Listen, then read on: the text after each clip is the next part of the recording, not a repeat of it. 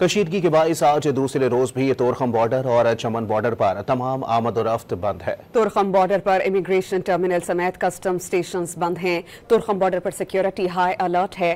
تجارتی سرگرمی اور پیدل آمد و رفت بھی 2 دن سے بند ہے۔ سیکیورٹی ذرائع بتاتے ہیں کہ کشیدگی کے باعث چمن بارڈر پر تمام آمد و رفت بند ہے اور سرحد پر پھنسے افغان مہاجرین کی واپسی کے لیے الگ راستہ قائم کیا گیا۔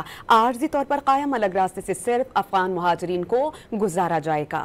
کشیدگی کے باعث آج دوسرے روز بھی تورخم بارڈر اور چمن بارڈر پر تمام آمد و رفت بند ہے۔ تورخم بارڈر پر امیگریشن ٹرمینل سمیت کسٹم سٹیشنز بند ہیں۔ تورخم بارڈر پر سیکیورٹی ہائی الرٹ ہے۔